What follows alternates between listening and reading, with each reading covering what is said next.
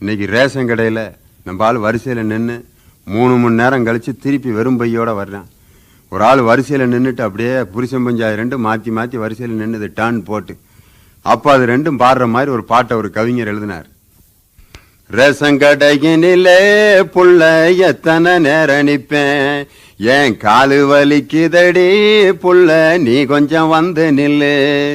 கஷ்டத்தை பார்த்து புட்டா மச்சான் கஞ்சி குடிக்கணுங்க,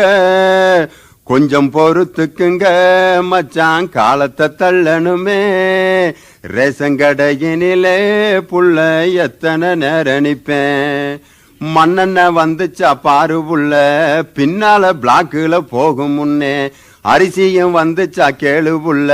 மளிகை கடைக்குள்ள ஒதுக்கும் முன்னே, ஊத்த புழுங்கரிசி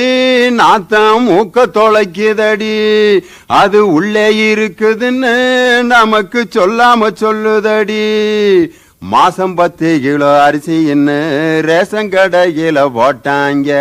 வீட்டுல வந்து அளந்தாத்தான் 8 கிலோ தான் இருக்குதுங்க,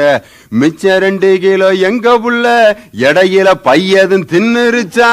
மிச்சம் 2 கிலோ எங்க புள்ள எடையில பையதும் தின்னுருச்சா,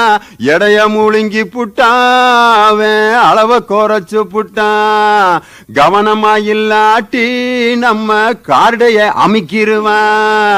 ரேஷன் கடையினிலே புள்ள